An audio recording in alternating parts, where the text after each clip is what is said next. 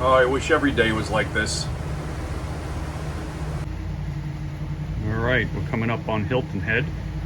Gonna get some gas at Hilton Head Marina. And we have more dolphins here to greet us.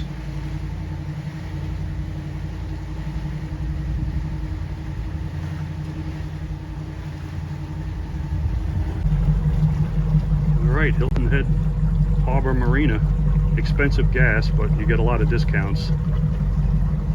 It's $6.09 a gallon for gas, but you get a 10% discount, 10-cent discount if you get over 100 gallons, and a 5-cent discount for boat US members or CETO. So not too bad considering the price.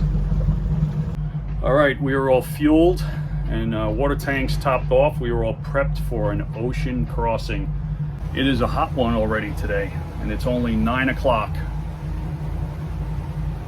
I think it's going up into the upper 80s today.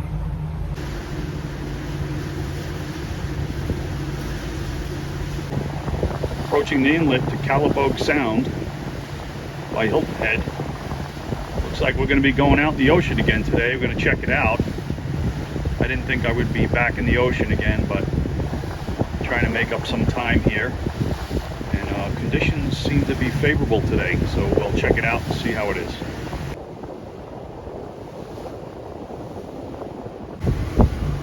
It looks nice so far. Way out in the distance are breakers, so I gotta be aware of where this channel is. Captain Hook coming up behind me. Maybe he's a pirate. The one thing about being out on the ocean is the distances are so vast. Like, the scenery doesn't change. It seems like it takes forever for you to get somewhere, and I'm constantly itching to just throttle down, hammer down, and try to move through it.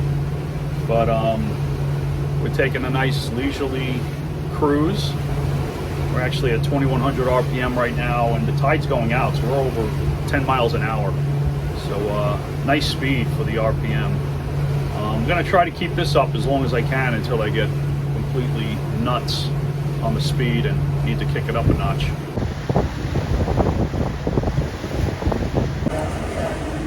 So going out this inlet, there's a lot of shoaling and breakers, so Purple Line is my route.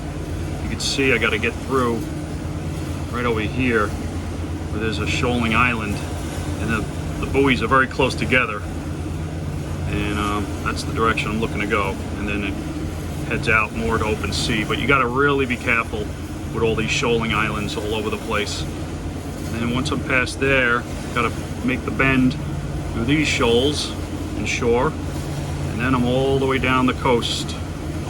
Actually, this is Sapelo Inlet, Sapelo Bay, which I was planning to go to, but maybe we go all the way down to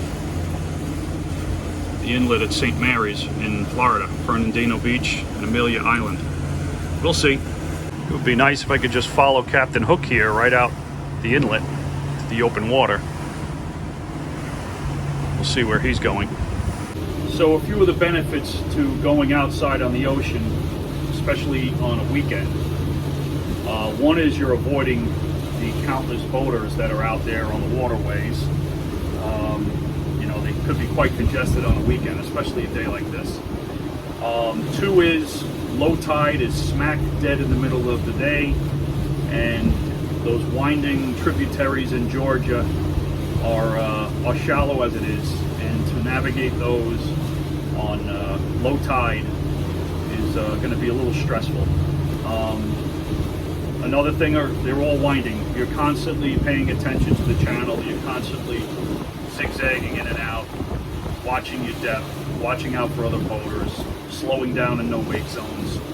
So all of that, all well and good if it's rough outside, but if it's going to be a nice day out on the ocean, you want to head out and take advantage of that, because you avoid all those problems on the inside.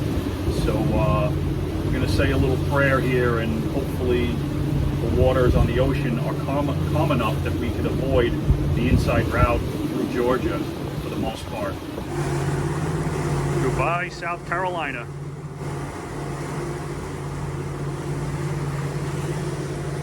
And Hello, Georgia.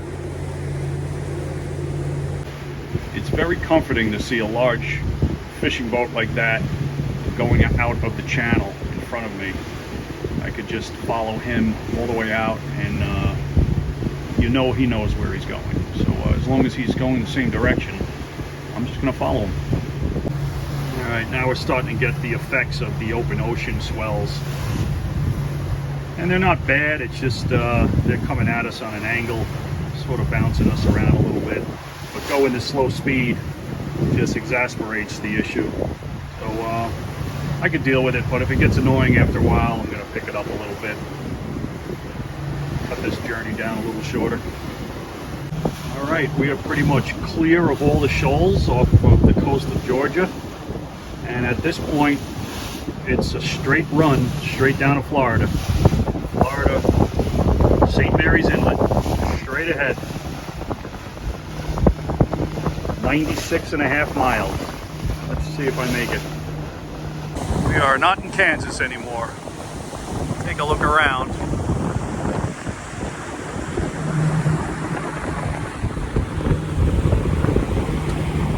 Over that way is Spain. And that way is New York. And we do see a little sliver of land over there. It'll be Georgia.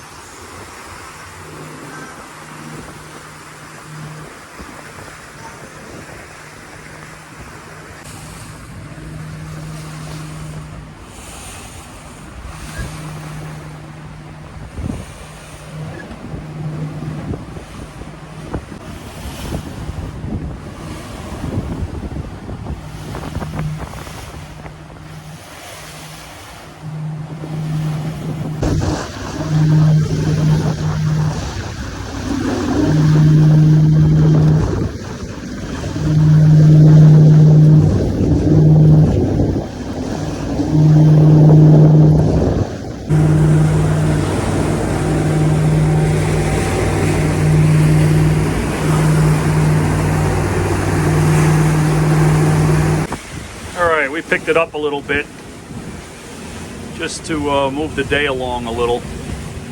We're running at a leisurely 3,500 RPM. We're doing about 16 miles an hour. And I just wanted to get in the inlet at daylight. So at this speed, we're arriving at 6:40, 6:30, 7 o'clock or so, which gives us enough wiggle room for daylight. So I guess I'll drive like this for a little bit. We're burning about 30 gallons an hour in gas right now. I'm not a big fan of doing it, but daylights are burning. So, you know, conditions are right for it. We might as well take advantage of it.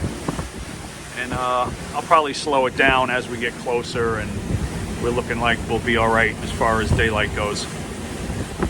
Well, it looks like we got a storm brewing out there on shore. It's over by Darien, I believe, Georgia.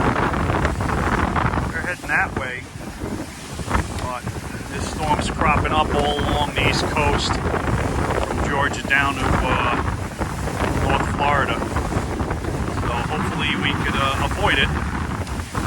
Because lightning and wind and rain is not a good thing to have on a boat in the middle of the ocean.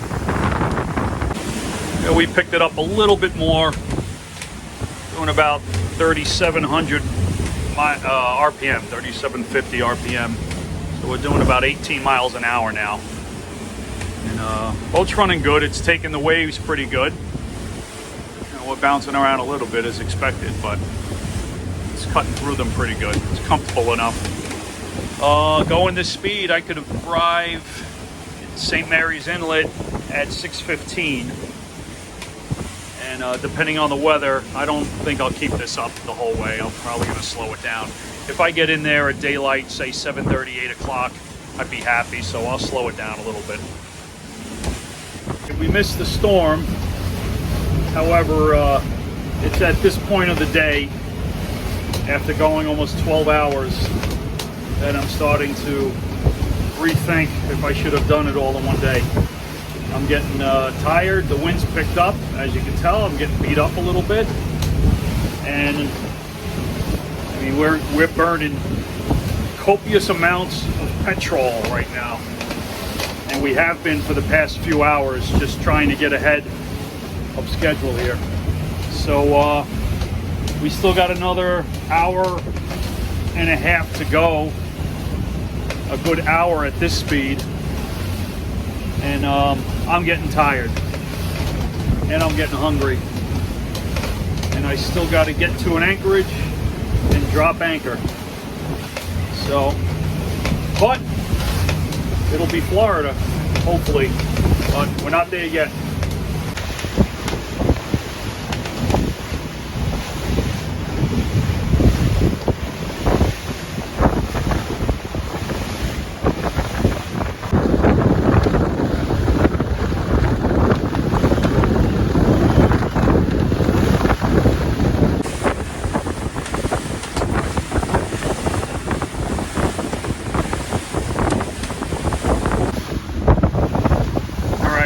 Approaching St. Mary's Inlet. I cut the speed back quite a bit because we were getting beat up with spray and everything else. Got white caps everywhere. A lot of chop. Alright, we're going to be making the turn for the jetty walkers. Gotta be sure not to cross the jetty early. There's a jetty that comes all the way up and submerged in the water. You can't cross over that, obviously. So you gotta come pretty far out before you turn in. Alright, we are in the inlet and it's finally calming down. So this is a really wide and deep inlet. The St. Mary's Inlet is near the naval base where they keep the Trident submarines. So it needs to be a nice deep channel here. We're at 50 feet right here in the middle of the channel. Port over here on the left, not sure what it is, didn't have time to look it up. We made it, and with plenty of sunlight left, which is good. So our anchorage, or the place I'd like to anchor, is right across the bay here, and I think I see another sailboat there, but I don't care. I'm dropping anchor and I need to relax, and I gotta straighten this boat out. What a mess. All right, we are anchored. Can't believe how clear the water is in here in this anchorage. I can see my anchor line go down a good 10 feet at least till it goes off in the distance. So here we are. It seems anticlimactic, but I'm in Florida.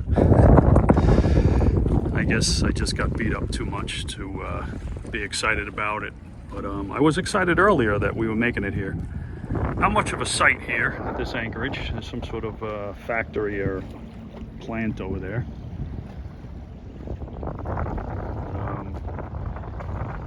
It is Florida. It is my home state of Florida. We made it. Happy hours and I. Everything is covered with salty water. Wet, salty mess. The dinghy held on though, good. Through thick and thin, it held on through this trip. And that was probably gonna be the worst of it, what we just went through. Oh my God, the cabin. Yep, so yeah, we lost books fell on the floor, my soda stream's on the floor, our napkins are on the floor. I put most of the stuff in the sink, but there's other things that just bounced away. All right, let's look at the stats for today. We departed Beaufort at 6:15 this morning. Our arrival time was 6:45 at Amelia Island in Florida. That's 12 hours of travel time, taking away a half an hour for refueling. We used a total of 175 gallons of fuel today, which was a lot. We traveled 137 miles. That's our record for a one day. We had an average speed of 11.42 miles an hour with an average miles per gallon at 0.78, which is the worst economy that we've had since we've been doing the trip. We filled up today with 149 gallons of fuel, before, and let's see how many miles we got left. We have 462 miles remaining. We've traveled 1,281. So there you have it. Time to get a cold drink, time to make dinner, and hopefully enjoy what's left of this day.